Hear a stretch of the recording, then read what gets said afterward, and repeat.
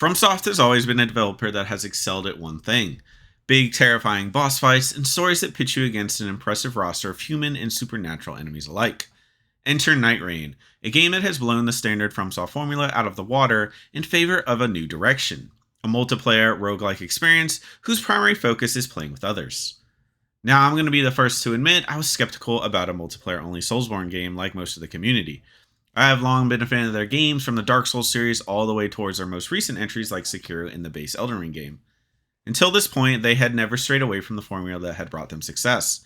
We've gotten half a dozen games in the past decade, with each one upping the stakes slightly. But you know what they say: fortune favors the bold. Nightreign is here to change that frame of mind that we've all grown so accustomed to love. Does this experiment succeed where other developers have failed? Well, in short, FromSoft has gone out and released one of their most difficult bosses in years: finding two people to play with. Now it's time to break the hard news. I should go out on a limb here and say that if you're expecting the usual FromSoft formula as far as a story, you should probably stop listening to this review right here. Everything that is so ingrained in our minds as far as how these games progress should be forgotten for this entry. Nightreign is, by every extension of the word, a totally different game than those released by FromSoft in the past decade. The story can be dumbed down to a simple sentence: you are fighting the Night Lord in a realm that exists parallel to the events of the Elden Ring base game. In this parallel timeline, you play as one of 8 Nightfarers as they attempt to stop the Night's Tide from consuming this timeline's roundtable hold. What transpires from that point is you and your 2 other players, or you can run it solo if you're so bold, must survive to Night 3 so that you can defeat a Night Lord and stem the tide. And well, I mean, that's pretty much it from a story perspective. If you're here for the usual FromSoft story, deep with the hidden lore aspects and set bosses standing between you and your ascension to godhood, I imagine you won't be too happy listening to this. The world is more or less just the standard cutout, with the world of Limveld looking very similar to some of the vistas from Elden Ring back in 2022. What separates this game is the fact that the map is different every time you venture outside the roundtable hold. Sure, you have the run-of-the-mill assets from the base game, but more often than not, these vistas are varied in both the enemies you see as well as the bosses that prowl its dark dungeons and dilapidated ruins. You have a host of places you can visit, from ruins and castles to the standard Evergaols that pepper the countryside in Elden Ring, and each one more or less serves their purpose in helping you on your journey of defeating a Night Lord. Everything looks and feels as good as it did in 2022, and I think it's nearly perfect from a world standpoint, as it feels like this twisted version of a place we're all so familiar with. The story might be mostly absent, but I think most fans of FromSoft games, as well as fans of Elden Ring, will feel mostly at home here. But here's the thing: the world and everything in it might feel, by all accounts of the word, standard, and honestly something we've seen a couple times at this point from the Elden Ring base game and the DLC. But what really separates this game from those in the past is the gameplay, and I have to admit it's a great time when all the pieces are moving in unison. Now, let's draw a little attention to the elephant in the room.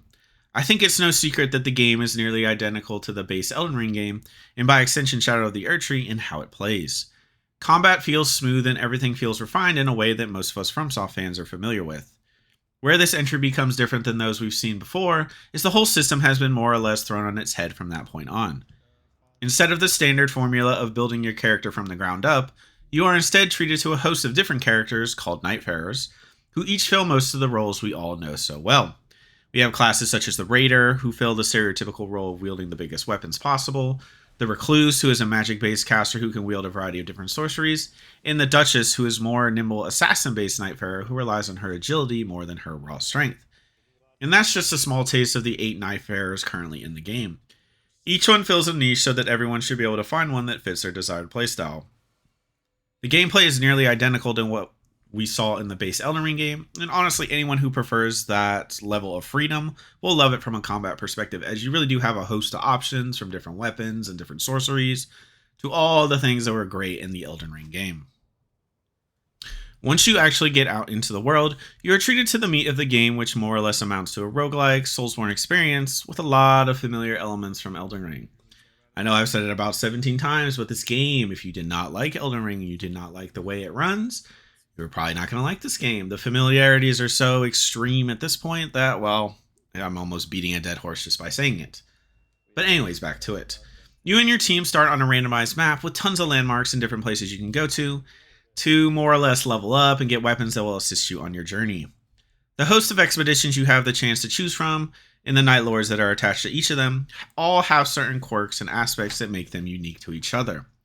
This is where the concept of a randomly generated map can blur the lines between having an easy run or one where you have to get a little creative. Each of these ruins and castles you find scattered throughout the map usually always have an element attached to them, as seen by their icons on the map. What these mean is that once you defeat the boss in that specific area, you are more than likely to find a weapon with that specific elemental affinity attached to it. You see, each expedition boss has a predetermined weakness that doesn't change from run to run. The first boss is weak to holy damage, the second is weak to poison, and so on. What this aspect of the game leads to is a mad dash around the map where you are juggling between expanding your armory of weapons while also trying to level up and get as many flasks as possible. As you progress through the 3 days, fighting dozens of bosses along the way, you are expected to think on your feet as the night's tide slowly pushes you towards the center of the map. Don't find the elemental weapons you need for the specific boss? Well, honestly, it's too bad. Better find some grease. Were all the churches of America on the opposite side of the map and you only ended up with 4 uses? Well, you gotta make it work. The game really does thrive on the idea of communication and working with your team to come out on top in situations that are really kind of hard to handle sometimes. With a group of people you can talk to, this can feel like one of the most fun FromSoft ideas to date, but running Nightreign solo is a different story. The cracks really start to show when you go into matchmaking because of a few things that are strangely absent from a multiplayer-based game. The first thing is a lack of voice chat in-game itself. Sure, you can ping places of interest on your map, but there really isn't any other way to communicate besides hoping they plan on working with you. Another weirdly absent aspect is the idea that solo running was not optimized at release. This isn't saying you couldn't do it, and from what I've seen, some crazy people have, of course, but it's pretty obvious that it wasn't balanced for solo expeditions right away. To add to the bag of things that are weirdly absent is the idea of duo runs. It is something I honestly expected to be there day one, but thankfully FromSoft has already gone out and said they plan on adding it to the game soon. I mean, overall I think they will end up adding some form of voice chat, even though FromSoft games have never had them, optimization for solo and duo play, and honestly further tweaking in general, but for now I think the game is best played with 2 other people that you can voice chat with in Discord, TeamSpeak, or whatever tickles your fancy nowadays. That is pretty much the only way I have played it so far besides a couple solo runs, and the experience clearly feels tailored to groups of 3. As we wrap this review up, I can honestly say I'm impressed. FromSoft took a big gamble by pursuing a game of this caliber that is outside their usual palette, and dare I say it is a great experience when it's firing on all cylinders. Certain things, such as a lack of in-game chat and weird balancing issues for anything other than 3-person queue, make it a little trivial sometimes, but the game plays flawlessly for the most part and retains what pretty much all of us enjoyed in the 2022 Elden Ring game. You have a host of interesting characters at your disposal, and a ton of bosses who very much feel like the Soulsborne bosses we've all grown so used to loving. It looks good, it plays well, and if you can find some people to play with, I can almost guarantee you'll love it and play it for hours on end.